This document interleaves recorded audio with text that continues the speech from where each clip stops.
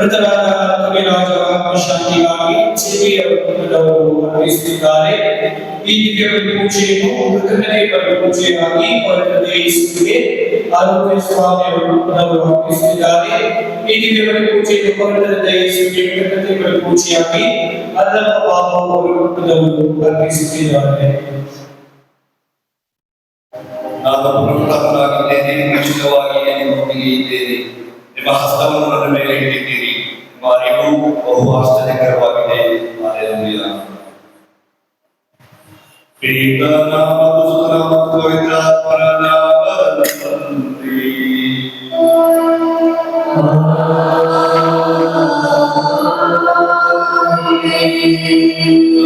ಯೇಸುವೇ ಸರ್ವಭಾವರ ದೇವರ ಪ್ರೀತಿಯು ಪವಿತ್ರಾತ್ಮನೆಯು ನಿಮ್ಮೆಲ್ಲರೊಡನೆ ಇರಲಿ.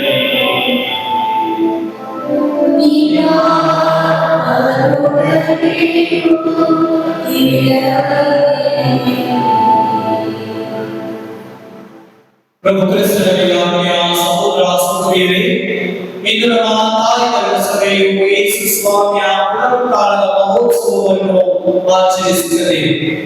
ಯೇಸು ಸ್ವಾಮಿ ಪುನರುತ್ಥಾನವನ್ನು ನಮ್ಮೆಲ್ಲರ ಪಾಪದ ಬಿಡುಗಡೆ ಮಾಡಿದನು. ಅವರ ಪುನರುತ್ಥಾನದಿಂದ ಮರಣವನ್ನು ನಾವು ಜಯಿಸಲು ಅವರ ಪುನರುತ್ಥಾನ ಕಾರಣವಾಗಿದೆ. ಇನ್ನು ಮೇಲೆ ಮರಣ ಶಾಶ್ವತವಲ್ಲ, ಅದರ ಬದಲಾಗಿ ಶಾಶ್ವತ ಜೀವನ ಯೇಸುವಿನಲ್ಲಿ ಮಾತ್ರವೆಂದು ಪುನರುತ್ಥಾನದ ಮುಖಾಂತರ ಯೇಸು ನಮ್ಮೆಲ್ಲರನ್ನು ಪಾಪದಿಂದ ಮರಣದಿಂದ ಬಿಡುಗಡೆ ಮಾಡಿದನು. ಆದ್ದರಿಂದ ಆ ಯೇಸುವಿಗೆ ನಾವು ನಂಬುವುದರಿಂದ ಜೋರಾಗಿ ಚಪ್ಪಾಳೆಯೊಂದಿಗೆ ನಾವು ಕೃತಜ್ಞತೆ ಸಲ್ಲಿಸೋಣ. ಏಕೆಂದರೆ ಇವತ್ತಿನ ದಿನದಂದು ನಾವು ಹಲ್ಲೆಲೂಯಾ ಹೋಸನ್ನ ಹಾಡುವಾಗ ಸಂತೋಷದಿಂದ ಹಾಡಬೇಕು. ಏಕೆಂದರೆ ಮರಣವನ್ನು ದೇವರು ಜಯಿಸಿ ಮೃತ್ಯುಂಜಯರಾಗಿ ನಮ್ಮ ಮಧ್ಯದಲ್ಲಿ ಇರಿಸಿದ್ದಾರೆ. ಇನ್ನು ಮೇಲೆ ನಮಗೆ ಯಾವ ರೀತಿಯ ಪಾಪಕ್ಕೆ ಭಯವಿಲ್ಲ. ಪಾಪದ ಕಾರಣವಾಗಿರುವ ಮರಣ, ಅದರಿಂದ ನಮಗೆ ಭಯವಿಲ್ಲ ಎಂದು ಪುನರುತ್ಥಾನಗೊಂಡು ನಮ್ಮ ಹೃದಯಗಳಲ್ಲಿ ಇದು ಕೂಡ ಆರಂಭಿಸಿದ್ದಾರೆ. ಆದುದರಿಂದ ಆ ಪುನರುತ್ಥಾನವನ್ನು ನಾವು ಕೇವಲ ನೋಡಿ ಸಂತೋಷಪಟ್ಟರೆ ಸಾಕಾಗುವುದಿಲ್ಲ, ಅದನ್ನು ನಾವು ಜೀವಿಸಬೇಕು. ಪರವಾಗಿ ನಾವು ಪುನರುತ್ಥಾನಗಳನ್ನು ಸಾಧಿಸಬೇಕು.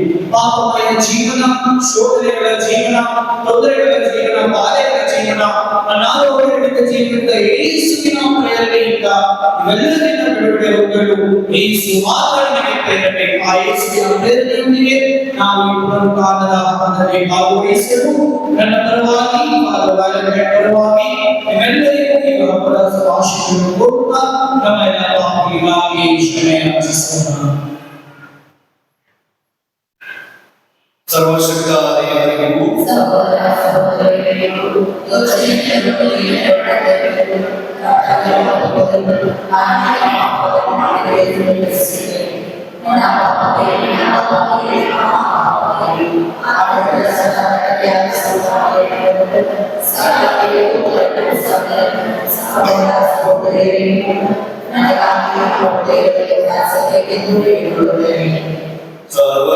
ದೇವರಿಗೆ ನಮ್ಮ ಪಾಪಗಳನ್ನು ಕ್ಷಮಿಸಿ ನಮ್ಮನ್ನು ನಿತ್ಯ ಜೀವಕ್ಕೆ ಕರೆದೊಯ್ಯಲಿ.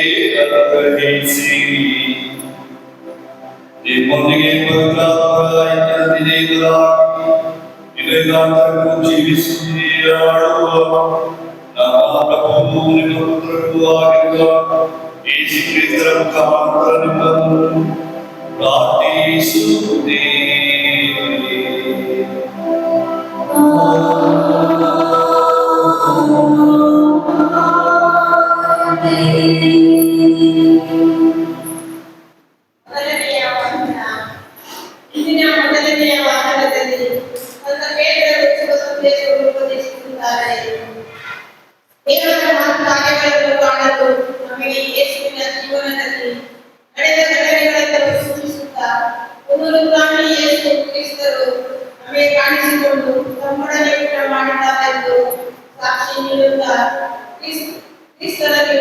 ವಿಶ್ವಾಸವಿಡಬೇಕೆಂದು ತಿಳಿಸಿದ್ದಾರೆ.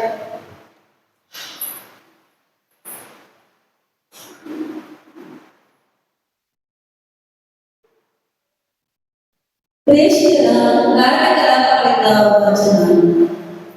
ಅವರು ಪುನರುತ್ಥಾನ ಹೊಂದಿದ ನಂತರ ಅವರೊಡನೆ ಊಟ ಮಾಡಿದರು. ನಾವು ಆ ಕಾಲದಲ್ಲಿ ಪೇತ್ರನು ಹೀಗೆಂದು ಉಪದೇಶ ಮಾಡಿದರು. ಇತ್ತೀಚೆಗೆ ಜುದೇಯ ನಾಡಿನಾದ್ಯಂತ ನಡೆದ ಘಟನೆಗಳು ನಿಮಗೆ ತಿಳಿದೇ ಇರಬೇಕು. ಇವು ನಜರೇತಿನ ಯೇಸುವಿಗೆ ಸಂಬಂಧಪಟ್ಟ ವಿಷಯಗಳು.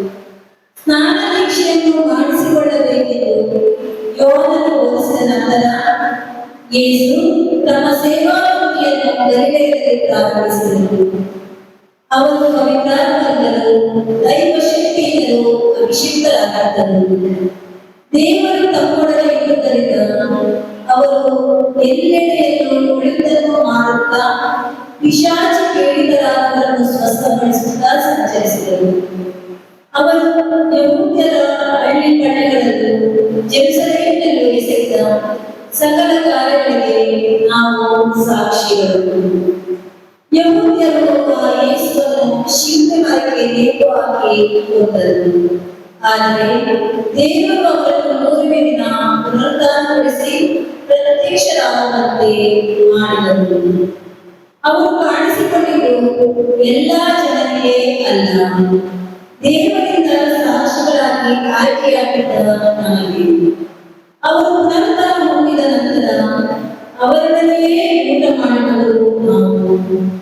ಮಾನವರಿಗೆ ಶುಭ ಸಂದೇಶವನ್ನು ಬೋಧಿಸುವುದಕ್ಕೂ ಜೀವಂತರಿಗೂ ಹಾಗೂ ಮೃತರಿಗೂ ದೇವರೇ ಅವರನ್ನು ನ್ಯಾಯಾಧಿಪತಿಯನ್ನಾಗಿ ನೇಮಿಸಿದ್ದಾರೆಂದು ರುಜುವಾತುಪಡಿಸುವಂತೆಯೂ ನಮಗೆ ಆಜ್ಞಾಪಿಸಿದ್ದಾರೆ. ಎಲ್ಲಾ ಪ್ರವಾದಿಗಳು ಅವರನ್ನು ಕುರಿತೇ ಸಾಕ್ಷಿ ನೀಡಿದ್ದಾರೆ. ಅವರಲ್ಲಿ ವಿಶ್ವಾಸವಿರುವ ಪ್ರತಿಯೊಬ್ಬನು ಅವರ ನಾಮದ ಶಕ್ತಿಯಿಂದ ಪಾಪ ಕ್ಷಮೆಯನ್ನು ಪಡೆಯುವನೆಂದು ಪ್ರವಾದನೆ ಮಾಡಿದ್ದಾರೆ. ಪ್ರಭುವಿನ ವಾಕ್ಯ. ದೇವರಿಗೆ ಸಲ್ಲಲಿ.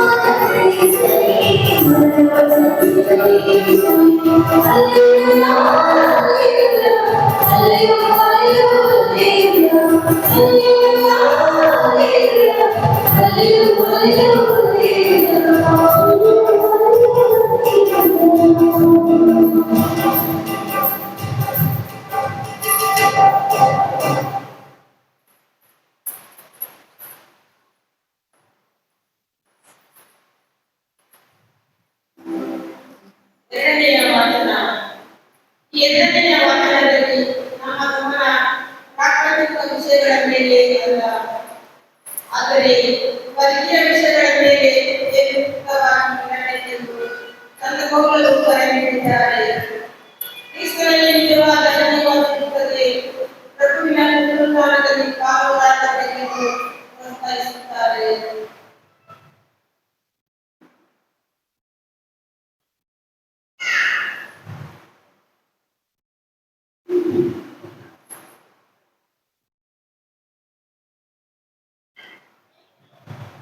ನೀವು ಯೇಸು ಕ್ರಿಸ್ತರೊಂದಿಗೆ ಪುನರುತ್ಥಾನ ಹೊಂದುವುದಾದರೆ ಸ್ವರ್ಗೀಯ ವಿಷಯಗಳ ಕಡೆಗೆ ಗಮನ ಕೊಡಿ. ಸಂತ ಪೌಲನು ಕೊಲೊಸ್ಸೆರಿಗೆ ಬರೆದ ಪತ್ರದಿಂದ ಈಗಿನ ಎರಡನೇ ವಾಚನ. ಸಹೋದರರೇ, ನೀವು ಯೇಸು ಕ್ರಿಸ್ತರೊಂದಿಗೆ ಪುನರುತ್ಥಾನ ಹೊಂದಿರುವುದಾದರೆ ಸ್ವರ್ಗೀಯ ವಿಷಯಗಳ ಕಡೆಗೆ ಗಮನ ಕೊಡಿ. ಕ್ರಿಸ್ತ ಯೇಸು ಸ್ವರ್ಗದಲ್ಲಿ ದೇವರ ಬಲಗಡೆಗೆ ಆಸೀನರಾಗಿದ್ದಾರೆ. ನೀವು ಕ್ರಿಸ್ತ ಯೇಸುವಿನೊಂದಿಗೆ ಮರಣ ಹೊಂದಿರುವುದರಿಂದ ಅವರೊಂದಿಗೆ ನಿಮ್ಮ ಜೀವ ದೇವರಲ್ಲಿ ಬಲಿಯಾಗಲಿ. ನಿಮ್ಮ ಮನಸ್ಸು ಪ್ರಾಪಂಚಿಕ ವಿಷಯಗಳ ಮೇಲೆ ಅಲ್ಲ, ಸ್ವರ್ಗೀಯ ವಿಷಯಗಳ ಮೇಲೆ ಕೇಂದ್ರೀಕೃತವಾಗಿರಲಿ. ಕ್ರಿಸ್ತ ಯೇಸುವೇ ನಿಮ್ಮ ನೈಜ ಜೀವವಾಗಿದ್ದಾರೆ. ಅವರು ಪುನರಾಗಮಿಸುವಾಗ ನೀವು ಸಹ ಅವರ ಮಹಿಮೆಯಲ್ಲಿ ಪಾಲುಗಾರರಾಗಿ ಅವರೊಂದಿಗೆ ಪ್ರತ್ಯಕ್ಷರಾಗುವಿರಿ. ಪ್ರಭುವಿನ ವಾಕ್ಯವು.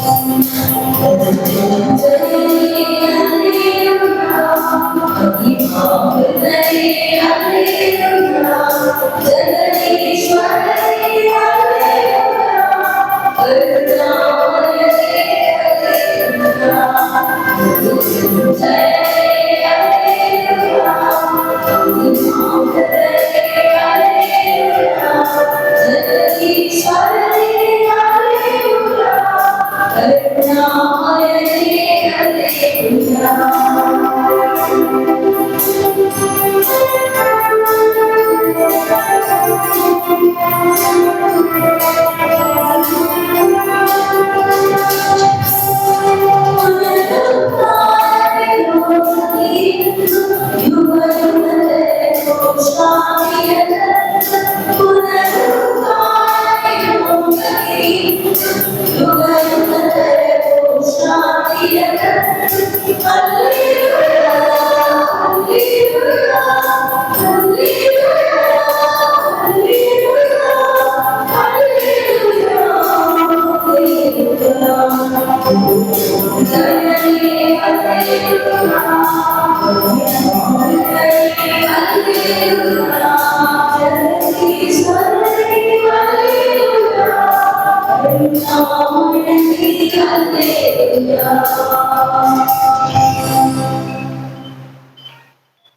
ಪ್ರಭು ನಿಮ್ಮೊಡನೆ ಇರಲಿ.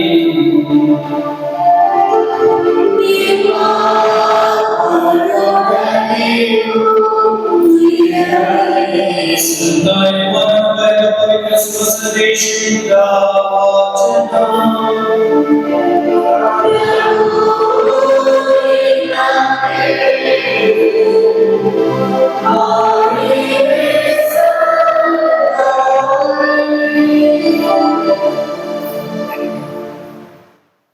ಅಂದು ಭಾನುವಾರ ಜಾರಿ ಇನ್ನೂ ಕತ್ತಲಾಗಿತ್ತು.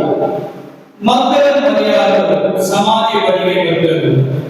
ಸಮಾಧಿಯ ಬಾಗಿಲಿಗೆ ಮುಚ್ಚಲಾಗಿರುವ ಕಲ್ಲು ಅಲ್ಲಿಂದ ತೆಗೆದು ಹಾಕಿರುವುದನ್ನು ಕಂಡರು.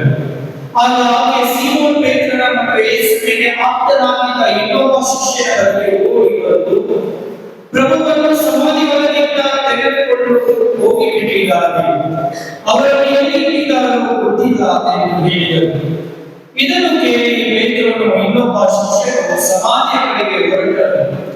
ಇಬ್ಬರು ಓಡಿ ಹೋದರು. ಆ ಇನ್ನೊಬ್ಬ ಶಿಷ್ಯನು ಪೇತ್ರನಿಗಿಂತ ಮುಂದೆ ಓಡಿ ಸಮಾಧಿಯನ್ನು ಮೊದಲು ತಲುಪಿದನು. ಅವನು ಬಾಗಿ ನೋಡಿದಾಗ ಅಲ್ಲಿ 4 ಬಟ್ಟೆಗಳು ಬಿದ್ದಿರುವುದನ್ನು ಕಾಣಿಸಿತು. ಆದರೆ ಅವನ ಒಳಗೆ ನುಗ್ಗಲಿಲ್ಲ. ಅವನ ಹಿಂದೆ ಸೀಮೋನ್ ಪೇತ್ರನು ಬಂದು ನೆಟ್ಟಗೆ ಸಮಾಧಿಯೊಳಗೆ ನುಗ್ಗಿದನು. ಅಲ್ಲಿ 4 ಮಣಿಗಳು ಬಿದ್ದಿರುವುದನ್ನು ಕಂಡರು. ಯೇಸುವಿನ ತಲೆಗೆ ಸುತ್ತಿದ ಬಟ್ಟೆ ಆ 4 ಮಣಿಗಳೊಡನೆ ಇರದೆ ಅದನ್ನು ಮಡಚಿ ಪ್ರತ್ಯೇಕವಾಗಿ ಇಟ್ಟಿರುವುದನ್ನು ಕಂಡರು. ಸಮಾಧಿಯನ್ನು ಮೊದಲು ತಲುಪಿದ ಇನ್ನೊಬ್ಬ ಶಿಷ್ಯನು ಆಮೇಲೆ ಒಳಗೆ ನುಗ್ಗಿ ನೋಡಿದನು. ನೋಡಿ ನಂಬಿದನು. ಯೇಸು ಸತ್ತ ಮೇಲೆ ಮರಳಿ ಜೀವಂತನಾಗಿ ಎದ್ದು ಬರಬೇಕು ಎಂಬ ಪವಿತ್ರ ಗ್ರಂಥದ ವಾಕ್ಯ ಅವರಿಗೆ ಬಹುವರೆಗೆ ಅರ್ಥವಾಗುತ್ತದೆ. ಜಯ ಜಯವಾಗಲಿ ಕ್ರಿಸ್ತರೇ ನಿಮಗೆ.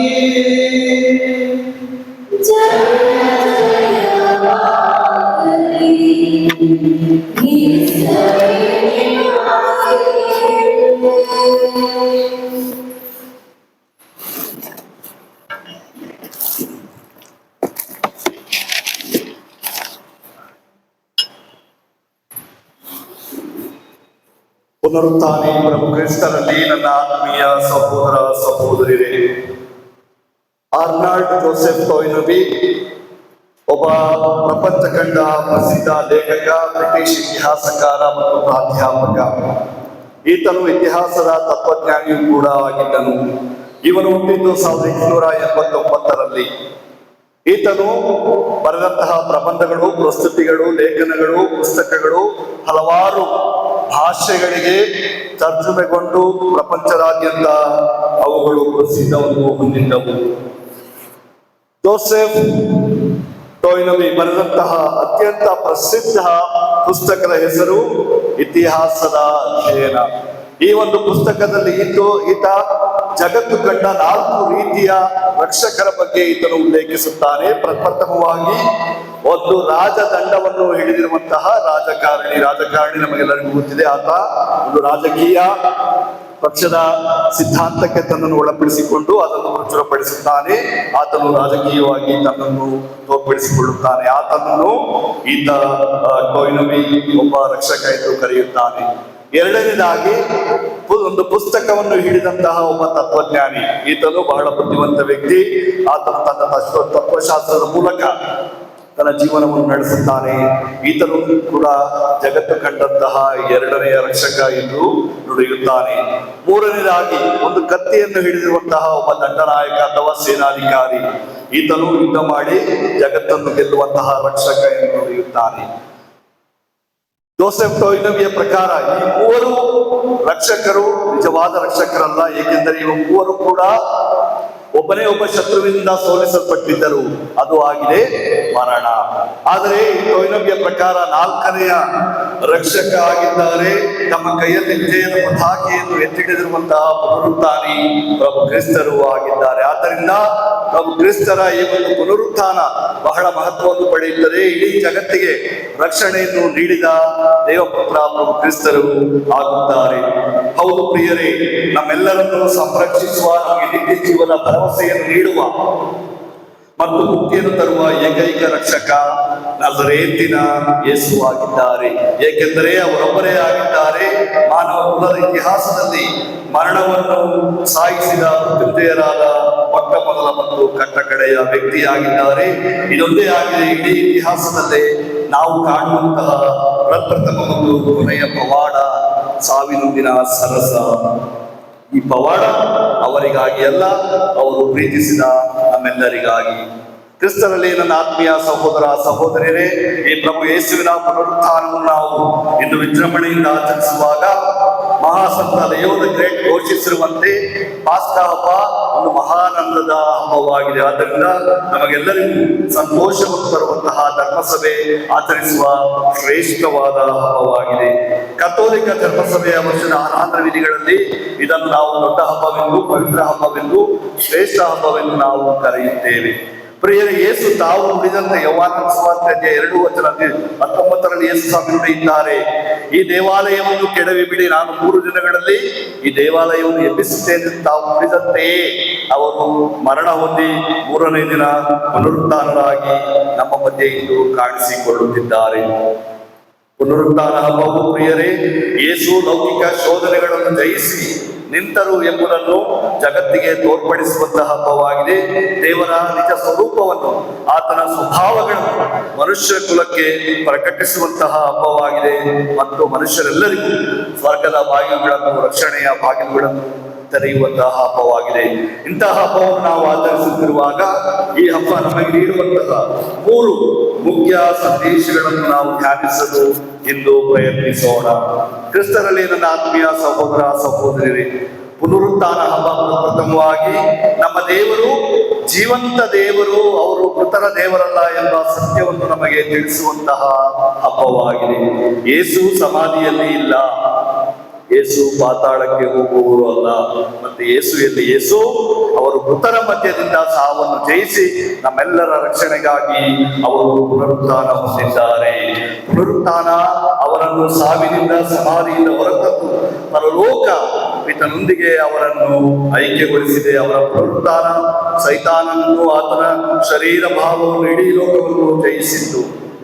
ಸಮಾಧಿಯ ಬಳಿ ಸಿಪಾಯಿಗಳಿದ್ದರು, ಸಮಾಧಿಗೆ ಬಾಗಿಲನ್ನು ಮುಚ್ಚಲಾಗಿತ್ತು. ಆದರೂ ಕೂಡ ಪ್ರಭು ಯೇಸು ಬಂದು ಅವರು ಪುನರುತ್ಥಾನರಾಗುತ್ತಾರೆ. ಆದ್ದರಿಂದಲೇ ದೇವದೂತರು ನುಡಿಯುತ್ತಾರೆ, ಸಜೀವವಾಗಿರುವವರನ್ನು ಸತ್ತವರ ಮಧ್ಯೆ ಹುಡುಕುವುದು ಏಕೆ? ಪ್ರಭು ಯೇಸು ಸಮಾಧಿಯಲ್ಲಿಲ್ಲ, ಅವರು ಪುನರುತ್ಥಾನರಾಗಿದ್ದಾರೆ. ಹೊಸ ರೂಪವನ್ನು ಅವರು ತಾಳಿದ್ದಾರೆ, ಮಹಿಮಾ ರೂಪವನ್ನು, ರೂಪಾಂತರವನ್ನು ಅವರು ಹೊಂದಿದ್ದಾರೆ ಎಂದು ನಮಗೆ ತಿಳಿಸಲಾಗುತ್ತದೆ. ನಾವು ನೋಡುತ್ತೇವೆ ಶುಭ ಸಂದೇಶ 24:5 ಸದ್ದುಕಾಯರು ಒಮ್ಮೆ ಬಂದು ಯೇಸು ಸ್ವಾಮಿಯ ಬಳಿ ಪುನರುತ್ಥಾನದ ಬಗ್ಗೆ ಚರ್ಚೆ ಮಾಡುವಂತಹ ಸಮಯದಲ್ಲಿ ಯೇಸು ಸ್ವಾಮಿ ಇಂತೆಂದು ನುಡಿಯುತ್ತಾರೆ. ಮತ್ತಾಯ ಶುಭ ಸಂದೇಶ 22:32 ನಾನು ಅಬ್ರಹಾಮನಿಗೆ ದೇವರು, ಇಸಾಕನಿಗೆ ದೇವರು, ಯಾಕೋಬನಿಗೆ ದೇವರು ಆಗಿದ್ದೇನೆ ಎಂದೇ ದೇವರು ನಿಮಗೆ ಹೇಳಿರುವುದನ್ನು ನೀವು ಓದಿಲ್ಲವೇ? ಹೀಗಿರುವಾಗ ಅವರು ಜೀವಿತರ ದೇವರೇ ಹೊರತು ಮೃತರ ದೇವರಲ್ಲ. ಅಂದರೆ ಪುನರುತ್ಥಾನ ಪುನಃ ನಮಗೆ ಸಾರುವಂಥದ್ದು ನಮ್ಮ ಪ್ರಭು ಕ್ರಿಸ್ತರು ಪುನರುತ್ಥಾನರಾಗಿದ್ದಾರೆ ಮತ್ತು ಆ ಪುನರುತ್ಥಾನದ ರಹಸ್ಯದಲ್ಲಿ ನಾವೆಲ್ಲರೂ ಪಾಲ್ಗೊಳ್ಳಲು ಅವರು ನಮಗೆ ಅವರ ಆಹ್ವಾನವನ್ನು ನೀಡುತ್ತಿದ್ದಾರೆ. ನಮ್ಮ ದೇವರು ಜೀವಂತ ದೇವರು. ಪ್ರಭು ಯೇಸು ಸತ್ತವರುಗಳಿಂದ ಎದ್ದು ಬಂದು ಹೊಸ ರೀತಿಯಲ್ಲಿ, ಹೊಸ ರೂಪದಲ್ಲಿ ಅವರು ನಮ್ಮಲ್ಲಿ ವಾಸ ಮಾಡುತ್ತಿದ್ದಾರೆ. ಸತ್ಯವನ್ನು ಸಮಾಧಿ ಮಾಡಲು ಹೊರಟ ಯಹೂದ್ಯರಿಗೆ ಸೋತು, ಆದ್ದರಿಂದ ಕ್ರಿಸ್ತ ಸತ್ತವರ ದೇವರಲ್ಲ, ಜೀವಂತ ದೇವರು. ಇದು ಪುನರುತ್ಥಾನ ನಮಗೆ ಸಾರುವಂತಹ ಮೊದಲನೆಯ ಸತ್ಯವಾಗಿದೆ. ಎರಡನೇದಾಗಿ ಪ್ರಿಯರೇ, ಪುನರುತ್ಥಾನ ಹಬ್ಬವು ಕ್ರೈಸ್ತರ ವಿಶ್ವಾಸಕ್ಕೆ ಆಧಾರ ಸ್ತಂಭವಾಗಿದೆ. ಇದನ್ನು ಸಂತ ಪೌಲರು ತಮ್ಮ ಪತ್ರಗಳಲ್ಲಿ ಬಹಳ ಸುಂದರವಾಗಿ ಇದರ ಬಗ್ಗೆ ಉಲ್ಲೇಖಿಸುತ್ತಾರೆ. ಯೇಸುವಿನ ಪುನರುತ್ಥಾನವು ಇಲ್ಲವೆಂದರೆ ನಮ್ಮ ವಿಶ್ವಾಸವು ಬರಿದಾಗುತ್ತದೆ ಎಂದು ನುಡಿಯುತ್ತಾರೆ. ಕ್ರಿಸ್ತರ ಪುನರುತ್ಥಾನದ ಮಹತ್ವದ ಬಗ್ಗೆ ಸಂತ ಪೌಲರು ಕೊರಿಂಥರಿಗೆ ಬರೆದ ಮೊದಲನೇ ಪತ್ರ 15:14 ಈ ಮಾತನ್ನು ನುಡಿಯುತ್ತಾರೆ. ಯೇಸು ಸ್ವಾಮಿಯು ಪುನರುತ್ಥಾನರಾಗಿಲ್ಲ ಎಂದರೆ ನಮ್ಮ ಬೋಧನೆ ಬರಿದು, ನಮ್ಮ ವಿಶ್ವಾಸವು ಬರಿದು. ನಾವೆಲ್ಲರೂ ಇವತ್ತು ಈ ಒಂದು ಪುನರುತ್ಥಾನ ಹಬ್ಬವನ್ನು ಕೊಂಡಾಡಲು ನಮಗೆ ಸಾಧ್ಯವಾಗುತ್ತಿರಲಿಲ್ಲ. ನಮ್ಮ ಕ್ರೈಸ್ತ ವಿಶ್ವಾಸದ ಬುನಾದಿ ಅಡಿಪಾಯ ಪುನರುತ್ಥಾನವಾಗಿದೆ. ಆ ಪುನರುತ್ಥಾನವನ್ನು ನಾವು ಇಂದು ಆಚರಿಸುತ್ತಿದ್ದೇವೆ. ಕ್ರಿಸ್ತ ಯೇಸುವೇ ಪುನರುತ್ಥಾನ ಹೊಂದಿಲ್ಲ ಎಂದ ಮೇಲೆ ನಿಮ್ಮ ವಿಶ್ವಾಸವೇ ನಿರರ್ಥಕ ಮತ್ತು ನೀವಿನ್ನು ನಿಮ್ಮ ಪಾಪಗಳಲ್ಲಿಯೇ ಮುಳುಗಿದ್ದೀರಿ ಎಂದು ಇದರ ಮೂಲಕ ನಾವು ಅರ್ಥ ಮಾಡಿಕೊಳ್ಳಬಹುದಾಗಿದೆ. ಪ್ರಿಯರೇ, ಈ ಒಂದು ಪುನರುತ್ಥಾನ ನಮ್ಮ ಕ್ರೈಸ್ತ ವಿಶ್ವಾಸಕ್ಕೆ ಸಾಕ್ಷಿ ಎಂಬುದಕ್ಕೆ ಸಾಕ್ಷಿ ನಮ್ಮ ಕ್ರೈಸ್ತ ಧರ್ಮ ಮತ್ತು ಧರ್ಮಸಭೆಯೂ ಆಗಿದೆ. ಪ್ರಭು ಯೇಸು ಪುನರುತ್ಥಾನರಾಗಿಲ್ಲ ಎಂದರೆ ಕ್ರೈಸ್ತ ಧರ್ಮ ಉಗಮವಾಗುತ್ತಿರಲಿಲ್ಲ ಮತ್ತು ಕ್ರೈಸ್ತ ಧರ್ಮ ಈ ರೀತಿ ವಿಶ್ವದಾದ್ಯಂತ ಬೆಳೆಯಲು ಸಾಧ್ಯವಾಗುತ್ತಿರಲಿಲ್ಲ. ಈ ಒಂದು ಪುನರುತ್ಥಾನ ಸುಳ್ಳಾಗಿದ್ದರೆ ನಮ್ಮ ಕ್ರೈಸ್ತ ಧರ್ಮ ಯಾವತ್ತೋ ಒಂದು ಕಳೆದು ಹೋದ ಪರಿಸ್ಥಿತಿ ಆಗಬೇಕಾಗಿತ್ತು, ಮುಗಿದು ಹೋದ ಕಥೆಯಾಗಿರಬೇಕಾಗಿತ್ತು. ಆದ್ದರಿಂದ ಕ್ರೈಸ್ತ ವಿಶ್ವಾಸಕ್ಕೆ ಆಧಾರ ಸ್ತಂಭ ಈ ಪ್ರಭು ಯೇಸುವಿನ ಪುನರುತ್ಥಾನವೂ ಆಗಿದೆ. ಮೂರನೇದಾಗಿ ಮತ್ತು ಅಂತಿಮವಾಗಿ ಪ್ರಿಯರೇ, ಪ್ರಭು ಯೇಸುವಿನ ಪುನರುತ್ಥಾನ ಯೇಸು ಸ್ವಾಮಿ ದೇವರ ಪುತ್ರ ಎಂಬುದನ್ನು ನಮಗೆ ಸಾಬೀತುಪಡಿಸುತ್ತದೆ. ಪ್ರಭು ಯೇಸು ಸತ್ತವರ ಮಧ್ಯದಿಂದ ಜೀವಂತರಾಗಿ ಎದ್ದು ಬಂದರು ಎಂಬ ಸತ್ಯವನ್ನು ನಮಗೆ ತಿಳಿಸುವುದರೊಂದಿಗೆ ಕ್ರೈಸ್ತ ವಿಶ್ವಾಸಕ್ಕೆ ಪುನರುತ್ಥಾನವೇ ಬುನಾದಿ ಎಂದು ತಿಳಿಯುವುದರೊಂದಿಗೆ ಅಂತಿಮವಾಗಿ ದೇವರ ಪುತ್ರ ಎಂಬ ಸಂದೇಶವನ್ನು ಜಗತ್ತಿಗೆ ಅವರು ಸಾರಪಡಿಸುತ್ತಾರೆ. ಪ್ರಭು ಯೇಸು ತಂದೆ ದೇವರ ಪ್ರೀತಿಯ ಮಗನಾಗಿದ್ದಾರೆ. ಯೇಸು ಕ್ರಿಸ್ತರ ಸ್ನಾನ ದೀಕ್ಷೆಯ ಸಮಯದಲ್ಲಿ ತಂದೆಯ ವಾಣಿಯನ್ನು ನಾವು ಆಲಿಸುತ್ತೇವೆ. ಪವಿತ್ರಾತ್ಮರವರ ಮೇಲೆ ಇಳಿದು ಬರುವಾಗ ಆಕಾಶವು ತೆರೆಯಲ್ಪಟ್ಟು, ಇಗೋ ಈತನು ನನ್ನ ಪುತ್ರ, ನನಗೆ ಪರಮ ಪ್ರಿಯನು, ಈತನ ಮಾತಿಗೆ ಕಿವಿಗೊಡಿ ಎಂಬ ಒಂದು ಸಂದೇಶವನ್ನು ನಾವು ಆಲಿಸುತ್ತೇವೆ. ಮತ್ತು ಮುಂದುವರೆದು ರೋಮನರಿಗೆ ಬರೆದ ಪತ್ರ ಸಂತ ಪೌಲರು 1:3-4 ನುಡಿಯುತ್ತಾರೆ, ಈ ಸಂದೇಶ ದೇವರ ಪುತ್ರನು ನಮ್ಮ ಪ್ರಭು ಯೇಸುವನ್ನು ಕುರಿತುದು ಆಗಿದೆ. ಮನುಷ್ಯತ್ವದ ಮಟ್ಟಿಗೆ ಯೇಸು ದಾವೀದನ ವಂಶಜರು, ದೈವಿಕ ಪರಿಶುದ್ಧತೆಯ ಮಟ್ಟಿಗೆ ಇವರು ದೇವರ ಶಕ್ತಿಯನ್ನು ವ್ಯಕ್ತಪಡಿಸುವ ದೇವರ ಪುತ್ರ, ಸತ್ತು ಪುನರುತ್ಥಾನ ಹೊಂದಿ ಇದನ್ನು ಅವರು ಖಚಿತಪಡಿಸಿದ್ದಾರೆ. ಯೇಸು ಸ್ವಾಮಿ ತಾವು ಮಾಡಿದಂತಹ ಪವಾಡಗಳ ಮೂಲಕ, ತಾವು ಸಾರಿದಂತಹ ಶುಭವಾರ್ತೆಯ ಮೂಲಕ ದೇವರ ಪುತ್ರ ಎಂದು ಸಾಬೀತುಪಡಿಸಿದ್ದರು.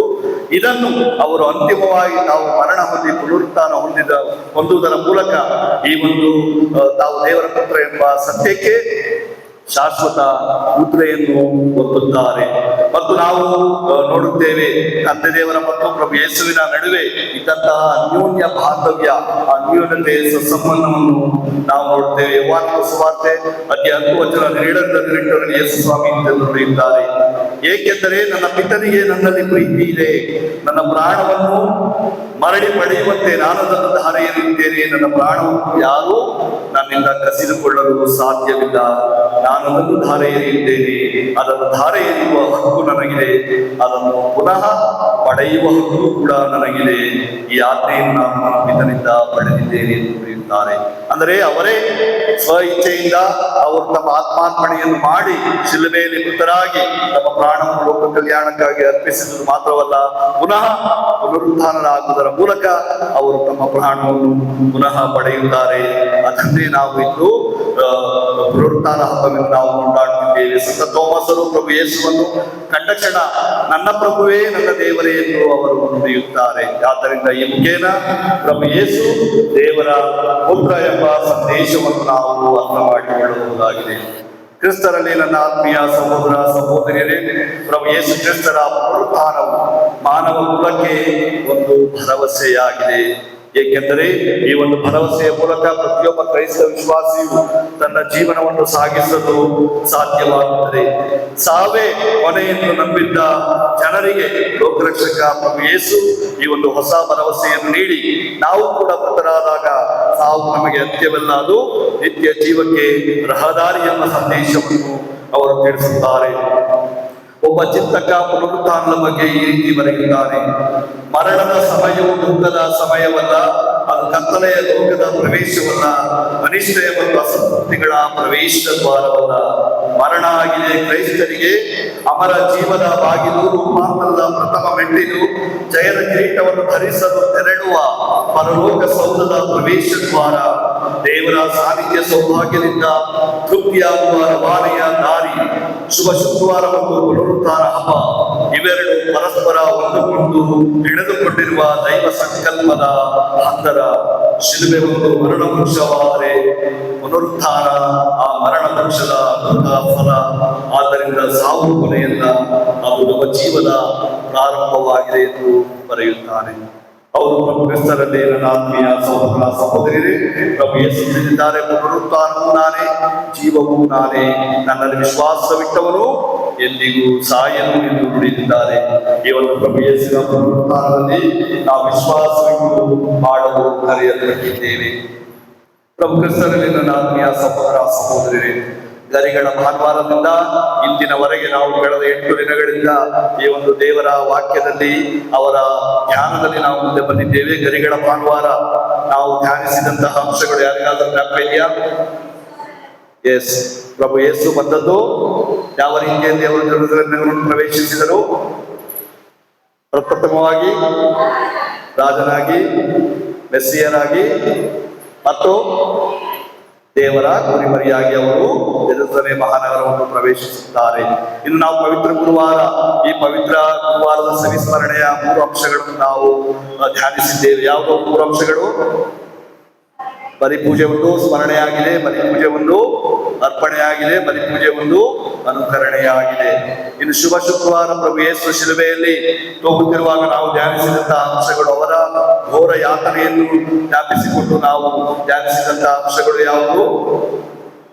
ಯೇಸು ಸ್ವಾಮಿ ದೈಹಿಕ ಯಾತನೆಯನ್ನು ಅನುಭವಿಸುತ್ತಾರೆ, ಮಾನಸಿಕ ಆಘಾತವನ್ನು ಅನುಭವಿಸುತ್ತಾರೆ ಮತ್ತು ಅಂತಿಮವಾಗಿ ಆಧ್ಯಾತ್ಮಿಕ ವೇದನೆಯನ್ನು ಬೇನೆಯನ್ನು ಅನುಭವಿಸುತ್ತಾರೆ. ನಾವು ಕಳೆದ ರಾತ್ರಿ ಪಾಸ್ಕ ಜಾಗರಣ ಬಲಿಪೂಜೆಯಲ್ಲಿ ಧ್ಯಾನಿಸಿದಂತಹ ಅಂಶಗಳು 3 ಪ್ರಮುಖ ಸಂಕೇತಗಳನ್ನು ನಾವು ಧ್ಯಾನಿಸಿದ್ದೇವೆ. ಪ್ರಪ್ರಥಮವಾಗಿ ಇಲ್ಲಿ ನಮ್ಮ ಬಲಿಪೀಠದ ಬಲಭಾಗದಲ್ಲಿ ಉರಿಯುತ್ತಿರುವಂತಹ ಪಾಸ್ಕ ಬತ್ತಿ ಕ್ರಿಸ್ತರ ಬೆಳಕನ್ನು ನಮಗೆ ಸೂಚಿಸುತ್ತದೆ. ಎರಡನೇದಾಗಿ ಈ ಒಂದು ಪವಿತ್ರೀಕರಿಸಿದ ಈ ಸ್ನಾನ ದೀಕ್ಷೆಯ ನೀರು, ಅದು ನಮಗೆ ನಿತ್ಯ ಜೀವವನ್ನು, ಒಂದು ಪವಿತ್ರಾತ್ಮದ ಸಂಕೇತವನ್ನು ನಮಗೆ ಸೂಚಿಸುತ್ತದೆ. ಮತ್ತು ಅಂತಿಮವಾಗಿ ನಮ್ಮ ಪೀಠದ ಬಲಗಡೆ ಇರುವಂತಹ ಪುನರುತ್ಥಾನಿ ಪ್ರಭು ಯೇಸು ಮತ್ತು ಖಾಲಿ ಸಮಾಧಿ, ಇವುಗಳ ಬಗ್ಗೆ ನಾವು ಧ್ಯಾನಿಸಿದ್ದೇವೆ. ಇನ್ನು ಇಂದಿನ ಬಲಿಪೂಜೆಯಲ್ಲಿ ಈ ಒಂದು ಪ್ರಭು ಯೇಸುವಿನ ಪುನರುತ್ಥಾನ ಹಬ್ಬದಂದು ನಾವು ಪ್ರಭು ಯೇಸು ನಮ್ಮ ಜೀವಂತ ದೇವರು ಎಂಬುದನ್ನು ನಾವು ಧ್ಯಾನಿಸಿದ್ದೇವೆ. ಪ್ರಭು ಯೇಸುವಿನ ಪುನರುತ್ಥಾನ ಕ್ರೈಸ್ತ ವಿಶ್ವಾಸದ ಜೀವನಕ್ಕೆ ಬುನಾದಿಯಾಗಿದೆ ಮತ್ತು ಅಂತಿಮವಾಗಿ ಪ್ರಭು ಯೇಸು ಪುನರುತ್ಥಾನದ ಮೂಲಕ ಅವರು ಈ ಜಗತ್ತಿಗೆ ಬಂದು ದೇವರ ಪುತ್ರ ಎಂಬುದನ್ನು ಅವರು ನಮಗೆ ಸಾಬೀತುಪಡಿಸಿದ್ದಾರೆ. ಈ ಎಲ್ಲಾ ಅಂಶಗಳನ್ನು ನಾವು ಈ ವಾರವಿಡೀ ಧ್ಯಾನಿಸಿರುವುದು ಇವತ್ತಿಗೆ ಮುಕ್ತಾಯವಾಗಿಸಲ್ಲ. ಈ ಒಂದು 50 ದಿನಗಳ ಈ ಒಂದು ಪಾಸ್ಕ ಸಮಯದಲ್ಲಿ ನಾವು ಪ್ರಭು ಯೇಸುವಿನ ಈ ಒಂದು ಶುಭ ಸಂದೇಶಗಳನ್ನು ಧ್ಯಾನಿಸಿ ಪ್ರಭು ಯೇಸುವಿನ ಪುನರುತ್ಥಾನದಲ್ಲಿ ಪಾಲ್ಗೊಳ್ಳಲು ಪ್ರಯತ್ನಿಸೋಣ. ಅವರ ಆಶೀರ್ವಾದಗಳನ್ನು ನಾವು ಪಡೆಯೋಣ. ಆಮೇಲೆ ನಾವೆಲ್ಲರೂ ಎದ್ದು ನಿಂತು ನಮ್ಮ ವಿಶ್ವಾಸವನ್ನು ನಾವು ನಿವೇದಿಸೋಣ.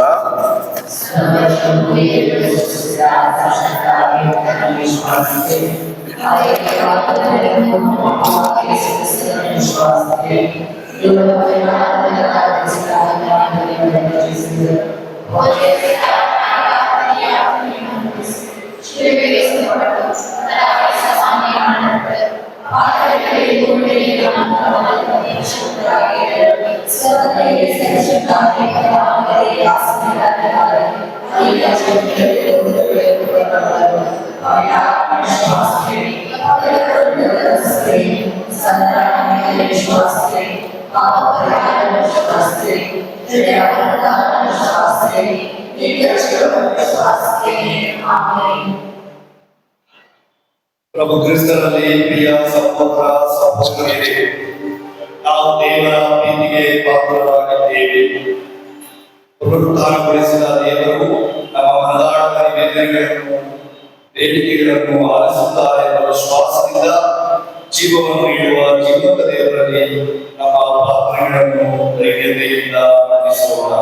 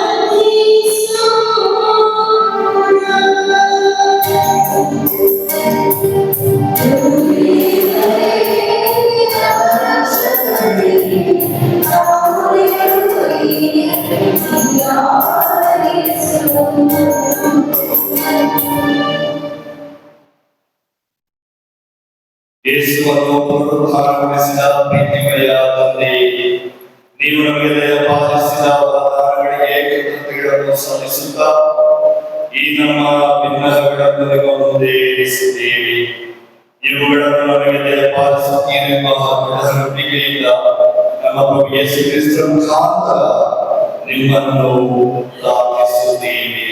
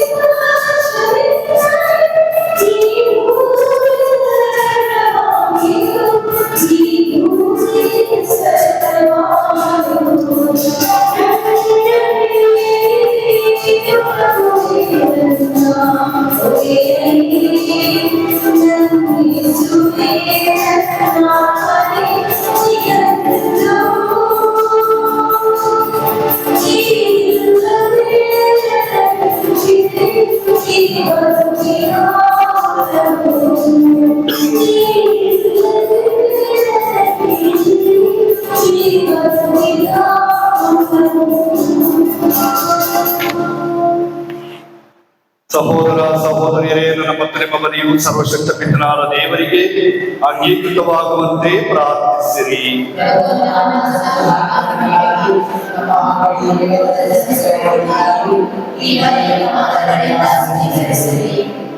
ಪ್ರಭು ಪಾಸ್ಕ ಮಹೋತ್ಸವವನ್ನು ಅತ್ಯಾನಂದದಿಂದ ಕೊಂಡಾಡುತ್ತಿರುವ ನಾವು ಈ ಬಲಿಯನ್ನು ಅರ್ಪಿಸುತ್ತಿದ್ದೇವೆ.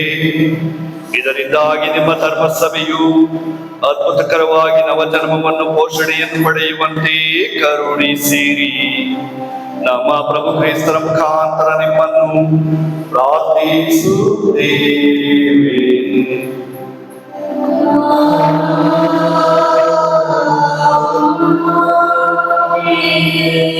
ಪ್ರಭು ನಿಮ್ಮೊಡನೆ ಇರಲಿ.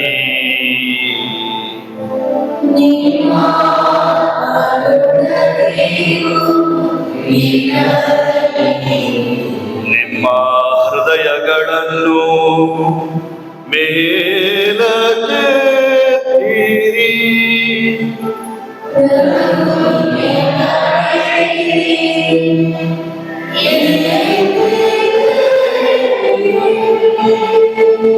ನಮ್ಮ ಪ್ರಭು ದೇವರಿಗೆ ಕೃತಜ್ಞತೆಯನ್ನು ಸಲ್ಲಿಸೋಣ.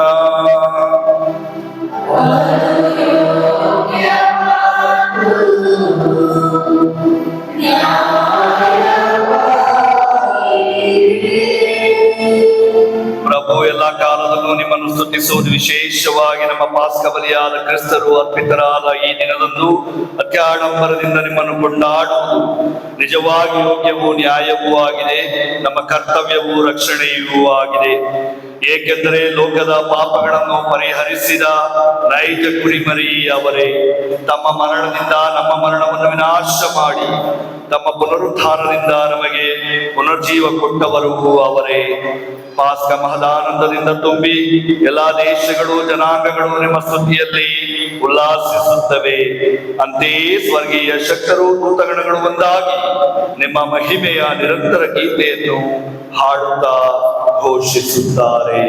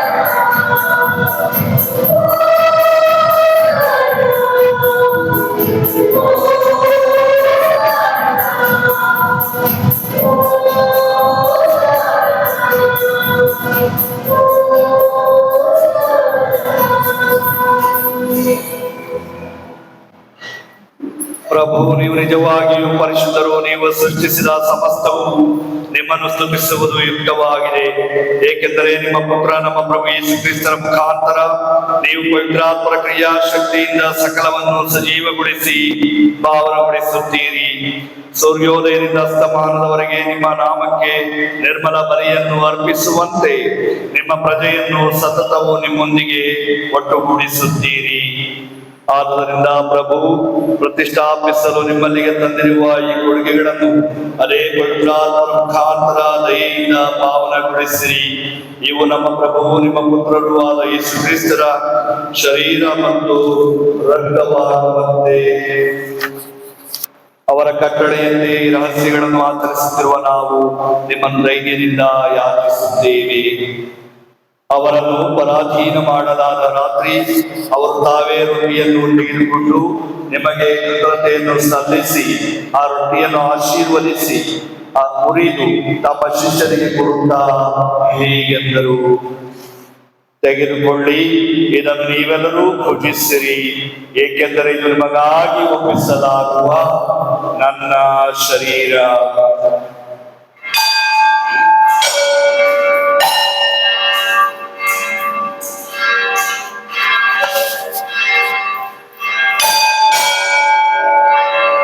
ಅಂತೆಯೇ ಭೋಜನದ ಅಂತ್ಯದಲ್ಲಿ ಅವರು ಪಾನಪಾತ್ರೆಯನ್ನು ತೆಗೆದುಕೊಂಡು ನಿಮಗೆ ಕೃತಜ್ಞತೆಯನ್ನು ಸಲ್ಲಿಸಿ ಆಶೀರ್ವದಿಸಿ ಆ ಪಾನಪಾತ್ರೆಯನ್ನು ತಮ್ಮ ಶಿಷ್ಯರಿಗೆ ಕೊಡುತ್ತಾ ಹೀಗೆಂದರು, ತೆಗೆದುಕೊಳ್ಳಿ ಮತ್ತು ಇದರಿಂದ ನೀವೆಲ್ಲರೂ ಪಾನ ಮಾಡಿರಿ, ಏಕೆಂದರೆ ಇದು ಹೊಸ ಮತ್ತು ಅನಂತ ಒಡಂಬಡಿಕೆಯ ನನ್ನ ರಕ್ತದ ಪಾತ್ರೆ.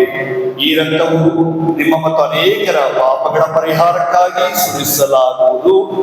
ಇದನ್ನು ನನ್ನ ಸ್ಮರಣೆಗಾಗಿ ಮಾಡಿರಿ.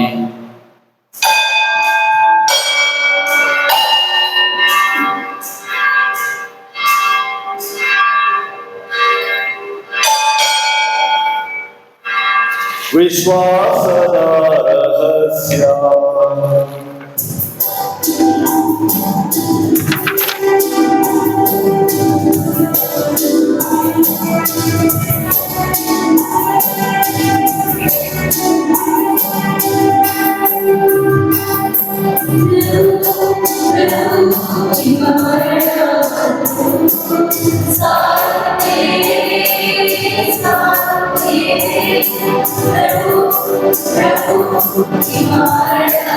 ಪ್ರಭು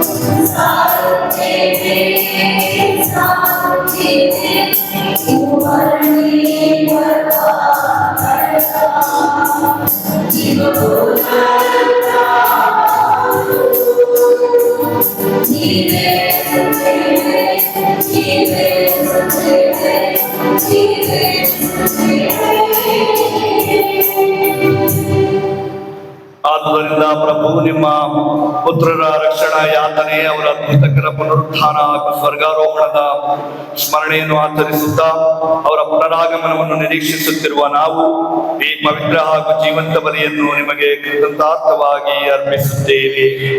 ನಿಮ್ಮ ಧರ್ಮಸಭೆಯ ಬಲಿ ಕಾಣಿಕೆಗಳನ್ನು ವೀಕ್ಷಿಸಿರಿ. ನಿಮ್ಮ ಪುತ್ರರ ಮರಣದ ಮೂಲಕ ನಮ್ಮನ್ನು ನಿಮ್ಮೊಡನೆ ಸಂಧಾನಗೊಳಿಸಲು ನೀವು ಹೆಚ್ಚಿಸಿದ ಈ ಬಲಿಯನ್ನು ಅಂಗೀಕರಿಸಿರಿ. ಅವರ ಶರೀರ ಮತ್ತು ರಕ್ತದಿಂದ ಪೋಷಿತರಾದ ನಮ್ಮನ್ನು ಅವರ ಪವಿತ್ರಾತ್ಮ ಭರಿತರಾಗಿ ಕ್ರಿಸ್ತರಲ್ಲಿ ಒಂದೇ ಶರೀರ ಮತ್ತು ಒಂದೇ ಆತ್ಮವಾಗಿರುವಂತೆ ಅನುಗ್ರಹಿಸಿರಿ. ಅವರೇ ನಮ್ಮನ್ನು ನಿಮಗೆ ನಿತ್ಯ ಕಾಣಿಕೆನಾಗಿ ಮಾಡಲಿ. ನಿಮ್ಮಿಂದ ಆಯ್ಕೆಯಾದವರೊಂದಿಗೂ ಎಲ್ಲರಿಗಿಂತ ಮಿಗಿಲಾಗಿ ಅತಿ ಪೂಜ್ಯ ದೇವಮಾತೆ ಕನ್ಯಾಮರಿಯವರೊಂದಿಗೂ ಹಾಗೆ ಪತಿ ಸಂತ ಜೋಸೆಫರೊಂದಿಗೂ ಕುರಿತ ಪ್ರೇಷಿತರೊಂದಿಗೂ ಮಹಿಮಾ ಭರಿತ ಸಾಕ್ಷಿಗಳೊಂದಿಗೂ ಎಲ್ಲ ಸಂತರೊಂದಿಗೂ ಸಕಲ ಸಂತರೊಂದಿಗೂ ನಿಮ್ಮ ನಿತ್ಯ ಆನಂದಕ್ಕೆ ಬಾಧ್ಯಸ್ಥರಾಗುವಂತೆ ಮಾಡಲಿ. ನಿಮ್ಮ ಸನ್ನಿಧಿಯಲ್ಲಿ ಇವರು ಮಾಡುವ ನಿರಂತರ ವಿಧಾನದಿಂದ ನಿಮ್ಮ ಎಂದು ತಪ್ಪದೆ ನೆರವೇರಿನಲ್ಲಿ ನಾವು ಭರವಸೆ ಇಟ್ಟಿದ್ದೇವೆ. ಪ್ರಭು ನಮ್ಮನ್ನು ನಿಮ್ಮೊಡನೆ ಸಂಧಾನಗೊಳಿಸುವ ಈ ಬಲಿಯು ಇಡೀ ಲೋಕದ ಶಾಂತಿ ಹಾಗೂ ರಕ್ಷಣೆಗೆ ನೆರವಾಗಲೆಂದು ಪ್ರಾರ್ಥಿಸುತ್ತೇವೆ. ನಿಮ್ಮ ಸೇವಕರಾದ ನಮ್ಮ ಪುಷ್ಪಕರವಾಗಿ ನಾಲ್ಕು ನಮ್ಮ ಮಹಾಧರ್ಮಾಧ್ಯಕ್ಷರಾದ ಪಿತು ಮಚ್ಚಾದವರೊಂದಿಗೂ ಸಹಾಯಕ ಧರ್ಮಾಧ್ಯಕ್ಷರೊಂದಿಗೂ ಸಕಲ ಯಾಜಕರೊಂದಿಗೂ ನೀವು ನಿಮಗಾಗಿ ಗಳಿಸಿಕೊಂಡ ಸರ್ವ ಜನರೊಂದಿಗೂ ಭೂಲೋಕದಲ್ಲಿ ಯಾತ್ರೆಯಲ್ಲಿರುವ ನಿಮ್ಮ ಧರ್ಮಸಭೆ ಪ್ರೀತಿ ಮತ್ತು ವಿಶ್ವಾಸದಲ್ಲಿ ಸ್ಥಿರಪಡಿಸಿರಿ. ದಯಾಮಯ ತಂದೆಯೇ, ನಿಮ್ಮ ಸಮೂಹಕ್ಕೆ ನೀವು ಕರೆದಿರುವ ಈ ನಮ್ಮ ಕುಟುಂಬ ಪ್ರಾರ್ಥನೆಗಳನ್ನು ಪ್ರಸನ್ನತೆಯಿಂದ ಆಲಿಸಿರಿ. ಭೂಲೋಕದಾದ್ಯಂತ ಹರಡಿರುವ ನಿಮ್ಮ ಮಕ್ಕಳನ್ನೆಲ್ಲ ಕರುಣೆಯಿಂದ ನಿಮ್ಮೊಡನೆ ಒಂದುಗೂಡಿಸಿರಿ. ನಮ್ಮ ದಿವಂಗತ ಸಹೋದರ ಸಹೋದರಿಯರನ್ನು ನಿಮಗೆ ಮೆಚ್ಚುಗೆಯಾಗುವಂತೆ ಬಾರಿ ಲೋಕದಿಂದ ತೆರಳಿರುವ ಎಲ್ಲರನ್ನು ದಯಮಾಡಿ ನಿಮ್ಮ ರಾಜ್ಯಕ್ಕೆ ಸೇರಿಸಿಕೊಳ್ಳಿರಿ. ಅಲ್ಲಿ ನಮ್ಮ ಪ್ರಭು ಕ್ರಿಸ್ತರ ಮುಖಾಂತರ ನಿಮ್ಮ ಮಹಿಮೆ ಪರಿಪೂರ್ಣತೆಯನ್ನು ನಿತ್ಯವೂ ಆನಂದಿಸುವ ಭರವಸೆಯನ್ನು ನಾವು ಹೊಂದಿದ್ದೇವೆ. ಅವರ ಮುಖಾಂತರವೇ ನೀವು ಲೋಕಕ್ಕೆ ಸರ್ವ ಒಳಿತನ್ನು ಅನುಗ್ರಹಿಸಿರಿ.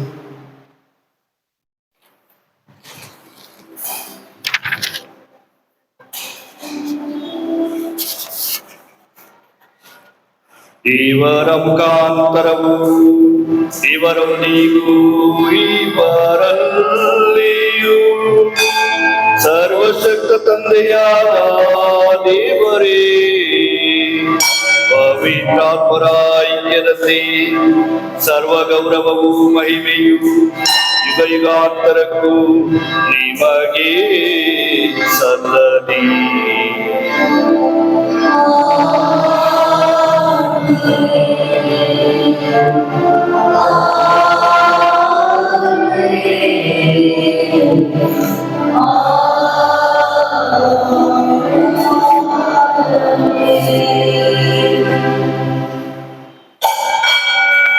ಪ್ರಭು ಯೇಸು ನಮಗೆ ಕಲಿಸಿಕೊಟ್ಟಂತಹ ಪ್ರಾರ್ಥನೆಯನ್ನು ಈಗ ಭಕ್ತಿ ಮತ್ತು ವಿಶ್ವಾಸದಿಂದ ಒಟ್ಟಾಗಿ ಜಪಿಸೋಣ.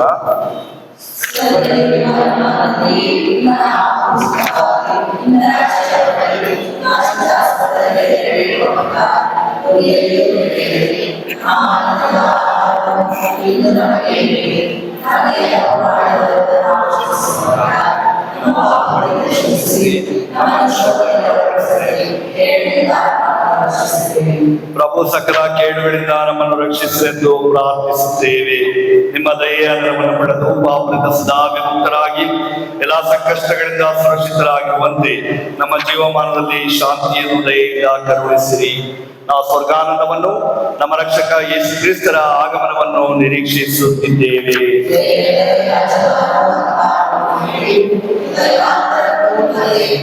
ಪ್ರಭು ಯೇಸು ಕ್ರಿಸ್ತರೇ, ನಿಮ್ಮ ಪ್ರೇಷಿತರಿಗೆ ನಿಮಗೆ ಶಾಂತಿಯನ್ನು ಬಿಟ್ಟು ಹೋಗುತ್ತೇನೆ, ನನ್ನ ಶಾಂತಿಯನ್ನು ನಿಮಗೆ ಕೊಡುತ್ತೇನೆಂದು ಹೇಳಿದ್ದೀರಿ. ನಮ್ಮ ಪಾಪಗಳನ್ನು ರಕ್ಷಿಸದೆ ನಿಮ್ಮ ಧರ್ಮಸಭೆಯ ವಿಶ್ವಾಸವನ್ನು ವೀಕ್ಷಿಸಿರಿ. ಅದಕ್ಕೆ ನಿಮ್ಮ ಚಿತ್ರದ ಪ್ರಕಾರ ಶಾಂತಿಯನ್ನು, ಐಕ್ಯತೆಯನ್ನು ದಯೆಯಿಂದ ದಯಪಾಲಿಸಿರಿ. ಯುಗಾಂತರಕ್ಕೂ ಜೀವಿಸಿ ಆಳುವ ನಿಮ್ಮನ್ನು ಪ್ರಾರ್ಥಿಸುತ್ತೇವೆ.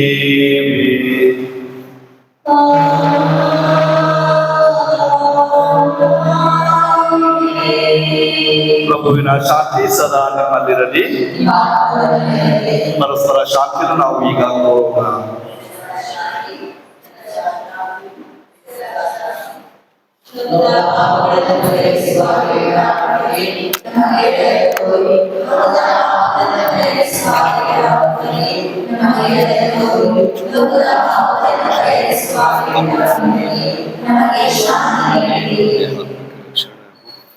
ಸಿದ್ಧೌಷಧಿಯಾದ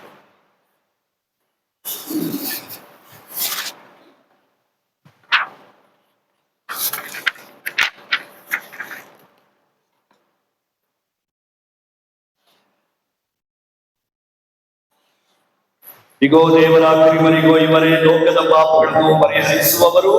ಕುರಿಮರಿಯ ಭೋಜನಕ್ಕೆ ಆಹ್ವಾನಿತರು ಭಾಗ್ಯವಂತರು.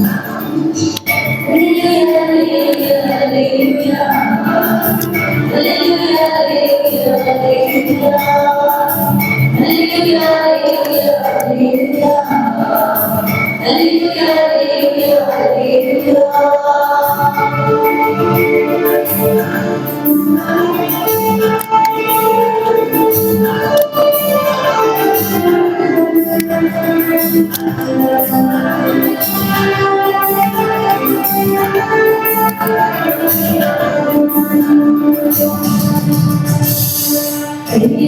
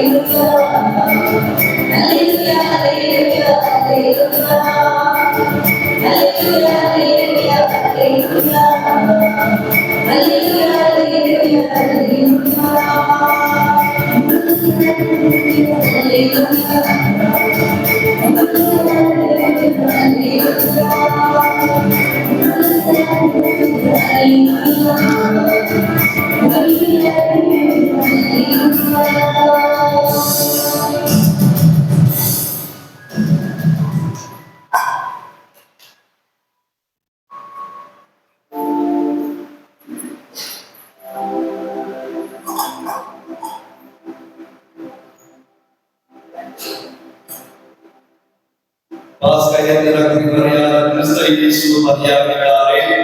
ಆದ ಕಾರಣ ನಾವು ಪರಿಶುದ್ಧತೆ ಮತ್ತು ಸತ್ಯತೆ ಬಹುದಿನದ ರೊಟ್ಟಿಯನ್ನು ತಿಂದು ಪಾಸ್ಕ ಹಬ್ಬವನ್ನು ಆಚರಿಸೋಣ. Hallelujah, hallelujah. ಪ್ರಾರ್ಥಿಸೋಣ. ದೇವರೇ, ನಿಮ್ಮ ಧರ್ಮಸಭೆಯನ್ನು ನಿರಂತರ ಪ್ರೀತಿ ಮತ್ತು ಪ್ರಸನ್ನತೆಯಿಂದ ವೀಕ್ಷಿಸಿರಿ. ಹೀಗೆ ಪಾಸ್ಕ ರಹಸ್ಯಗಳಿಂದ ಪುನಶ್ಚೇತನಗೊಂಡ ಪುನರುತ್ಥಾನ ಮಹಿಮೆಯನ್ನು ಪಡೆಯುವಂತೆ ಕರುಣಿಸಿರಿ. ನಮ್ಮ ಪ್ರಭು ಕ್ರಿಸ್ತರ ಮುಖಾಂತರ ನಿಮ್ಮನ್ನು ಪ್ರಾರ್ಥಿಸುತ್ತೇವೆ.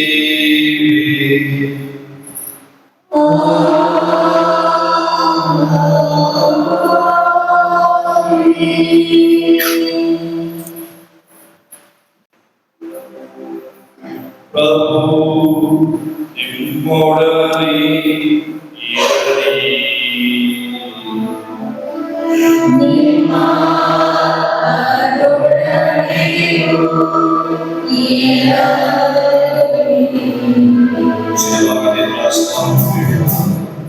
ಕ್ರಿಸ್ತರ ಪುನರುತ್ಥಾನ ಮಹೋತ್ಸವದಂದು ಸರ್ವಶಕ್ತರಾದ ದೇವರನ್ನು ಆಶೀರ್ವದಿಸಿ ತಮ್ಮ ಕರುಣೆಯಿಂದ ನಿಮ್ಮ ಸಕಲ ಪಾಪಬಂಧನದಿಂದ ವಿಮೋಚಿಸಲಿ.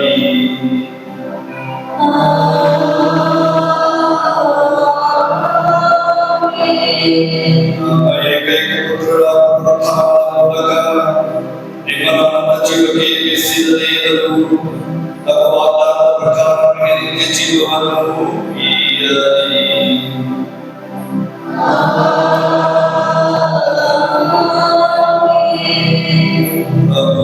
ಯಾತ್ರೆಗಳಿರುವ ಈ ಸಮಯದಲ್ಲಿ ಪಾಸ್ಕ ಮಹೋತ್ಸವವನ್ನು ಸಂತೋಷದಿಂದ ಆಚರಿಸುತ್ತಿರುವ ನೀವು ಕ್ರಿಸ್ತರ ಸ್ವರ್ಗೀಯ ಉತ್ಸವಗಳಿಗೆ ಉಲ್ಲಾಸದ ಸೇರು ಉಂಟಾಗಲಿ.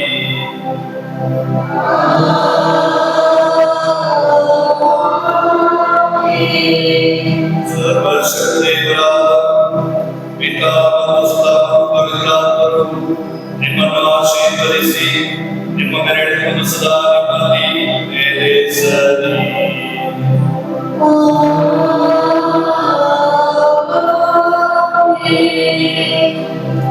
ಹೋಗಿ ಬನ್ನಿ, ಬರೆಯಲ್ಪಡುವಿತು. Hallelujah, hallelujah.